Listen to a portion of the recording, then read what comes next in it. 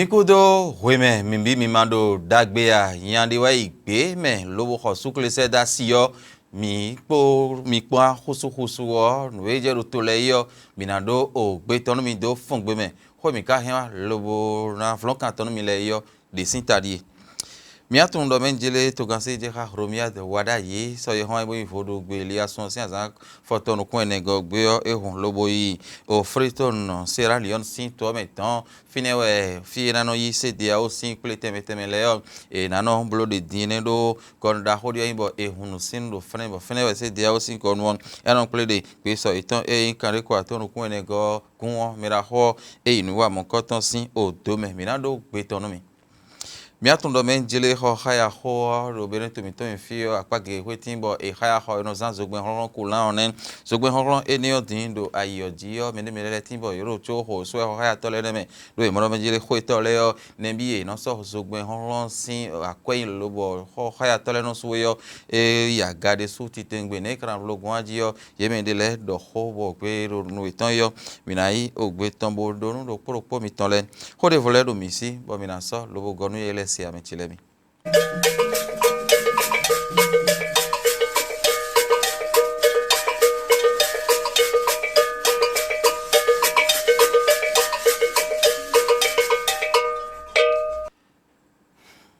do nu do korokpo mi tonle de ko do gbonu mi be mi yo mi atun do men jele so ye hon ayo fodo gbe bo yin le asun ko mi de di ton sin azan foto no kon ene gogbe to ganse je ha romia de wada yi e Sierra Leone sin to meton do gbe so da ho e hololo ho ye kweton bo yin kande ko aton ko ene go se de o na blo yo e do me me da ho e do fnen mi to no gbe so mon ko ton ye me ko yin a che pa bi to gan le yo yi no iple mon ko ton sin odorun benen to mi ton di so esa for sorte romian wada yi le mo yele gbon mi dio edisu iple mon koton sin donun je ton e Jonathan le to gan le bi hui e jono e ton gben e asia to ton temetemele yo Israel bi hui lobodo ha to gan e wa fene temetele afodele tin lobo ye indide to we yo e do atin lobo husina bo kle pondo menje mi lo mo mi do nu wa do nu eniyan sin apa pe ye me to gan e wa temetemele dide ton e te so indo bo mi le wa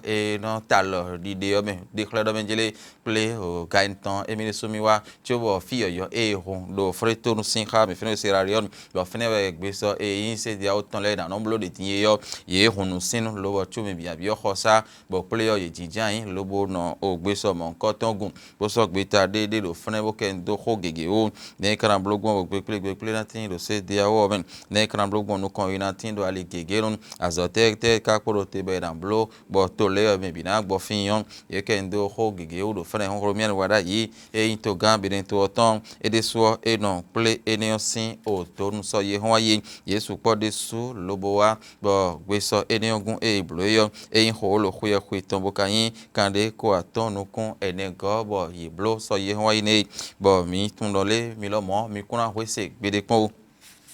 o se dia o sin gonu meje mi na no me chile mi bona do hode vodo mi atno meje le gbe so ropo ene ogun ma tun ro o mejeje ai huno vivia se dia o tanu tiyan do kande fu yoyo e we so me ye na je tidin ji bo le mi kuro mi ogun e yo yin we na do o to gan e in Senegal sin to oton yo e de mo mi de mi ra ho ba se rudio mai fai e we so din bo e na no se dia o sin to glo gbeta ene onon bo alian teme e no ido asi gan enemeo mera ho e do asi metilemi onu esi wo ni bo khledo le tiyan o to gan e o yin kan e na pa chenu to plegbeta se de auton yo so da sinin hotel asi ton ajo mera ho i khoro fren ba siru dio mai fai e ho itime podo menjele nu gbo mi dogbe to gan teme wale bo dogbe o to plegbeta e se de o azo ko akaje fune di kan ho nu e no gbe yo do nen lo ne mi kana wa gbe bo kwezin kana lito do me wito le me e do se dia o sin to kule gbeta me on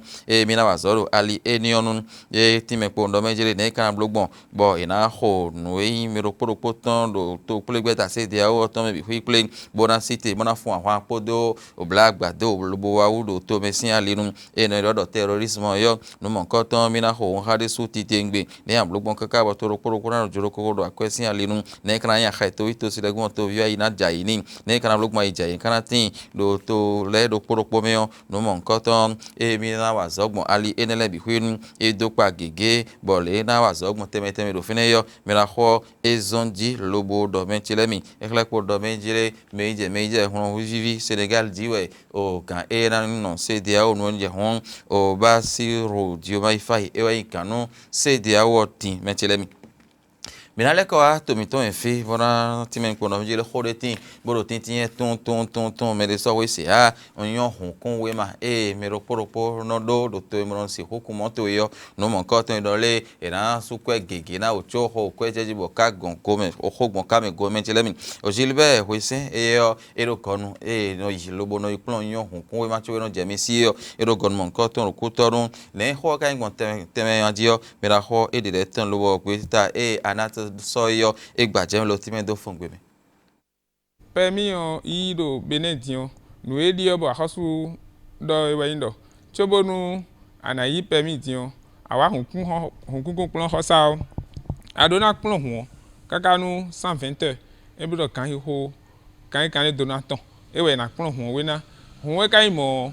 e biodo eni za ami gege lobo moto lo aso na wa ele hugan ene ehena sienu bo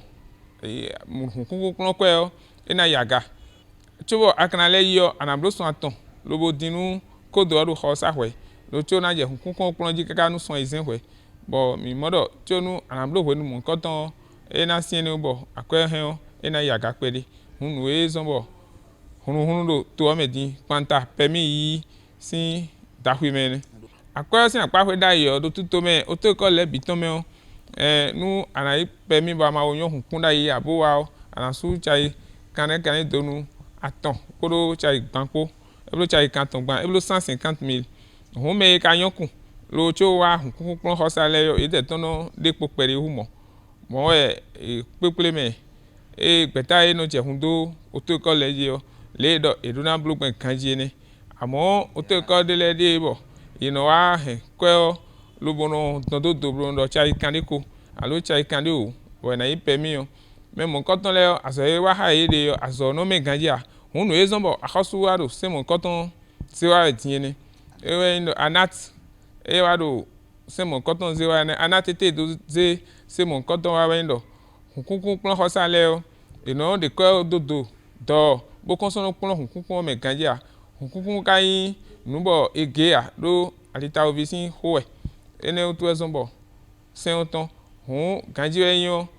kwe de do ene o akhosu ewe akhosu na lisaha lobo enamoten lobo planu mele ganjido asome kwele le do kwejeji kaka lobo yi kan do na bide e mo ya bo 600,000 alo 300,000 bo mele do to mewe yo e kwe de jeji lobo yi mo a e hoye anato ziwa bo sen de ton bo na for me onu kan ho 120 yo ene o we mi blo a contact yo mi modo chobo ne na yi mo hun me o ina dokwe ami kwe na jeji lobo moto kunkun lo le moto na glebe na blodo bo ipon nu he na gbonta hwe ne me bio nu ipon ewe mi mo do kwe he na jeji amo na jeji lo ka ibo 600,000 mo mo anat do hun o to ko le lo do mo a hun na igbe wan se to bi le do pemi okunkun va hide boyi fi mo nkoton akhosu se eye ba do hunkun eni pon mele ganji ewe zombo ede se oton e ka de se mon koton nu me ona yo hun okun be na plen ganji bo ku hun bo plen hun pepere na je mi kono bloda yiti ewe zombo mele yo ado hun to me lu bo wa do le akwe pemi kwen 600,000 300,000 mo de a enio imbulo tine minambi yo khwe mi ton legbe kho khaya me metele mi do mino tun do menjele ozogbe horon kulan enio mi non zan yo me letin lubo yo khwe to le yo ino do kwe itan bi file tin yon pon taton pon wewe pon wene enele bi khwi sin hawa eron suro fenen mi kan hobi to vile do ahami de tombe yo ozogbe horon enio mi khaya hoba eron sanu mi yo nemi jiwe e ka de menjele mi to vile yo yesu polo do do ho gige ye o ve to mo de su titengbe Wilfried Okale e ti mi po no menjele sin ho we di he mi ku to no fibro ha amen ye mi le gan pon o e mi no su de jin lo mi kono kan bi mi de do menjele so gbe ron ko yes be o mo jen ko mo nkan ton de ajin do le mi no se gben yo o nu ne kun so kun ni abi kun ni ho ye de ho lo hun de o de jin lo le akwe o tole e non so lo no vo sa no ho re atole yo e su po lo bo ya gade so on o ho mi ka de diyan le ho yo no e sin pere ko o zo e de jin e no ache pa o e sin ko pon apa ne ko vlafo bo to le e na to gbon po do ho tole po zo gbon ron ho es be po bono e pon te no me bi yo le e na yan e me mo a ho tole diyan yo so no mo ko ton so do ajona bo ajo yin din bo taji bonu akobe ha ho jin we yan mo e no lile no bo don le ko do fine yo e no so bo ka so ali o kwewe ana je susu di bleble de tin o me la ho adisa o moya de yesu fu yeti me podo meje le pe mi le bien jin pon wewe e we no mo elile bo je ro poji opon wewe mi le mi no su de tin do so gbe ron le o pe mi ton de tin lo bo te caravin me le mi no su pon wo me le foron tin foron su pon tan tan leji ne ka gben bo o khade me tin be no va khade me tin bo e kono po aji do nu mo nkan ton e yan la de su ti te ngbe do o kwe e no gbon voro fide bono level gbon voro bono le agado fide fode jin do mo e no lile nu tin bo kwe tore no pon lo bono do so akwero ne bi le na suole e no gloka no le gbere pon mo to kun aso a gbere pon me o cho ho di oji ana dio e di ocho ogbe no po jin no po jije ore jin e lo to nu kun le po to gan le po yesi hu inu kun lo pon apa e ni o yo e na yon de su ti tengbe e ni azon bo to vito se le da limon koton no e na gbo gbo fin de jin me na hokal boga o to polo non e lo wa e ti me pondo menjele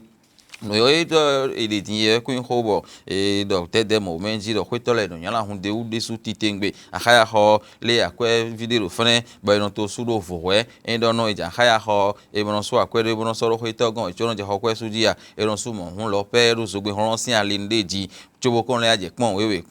pon we ne le bi hu suji endo a check pa podo azohwe sbpe podo sbe po yesi hu no bu kwa check pa po bonu eto ali eni onu bonu kwe na no sudo haleme na no indo po eso indo me de gbonde na no kan o file din kuno yo me vlafo esiro pon we ne pon foto no kuno po di bla pon ko lo file de ji do kwete no e kana no so ije ajin file tin tiyan le no su pon tantan kwe ku indo po gbon figige bon fi biodeji won che pa si hoda for home nkan ton me boto alopade bonu mi ido gandiole era inde lobo yan de su titengbedeji won to ito sele o ye do uve si we de lo sogbon sin alinwe le kabagbon che pa era si hodogbon haye lobo era gbo fin dali mon nkan ton nu bo ko na ve indo po do hale bi hu meyon ye le wo ingbe wan eniyan me mentele mi se do nu itan yo mi jenwe o mi senane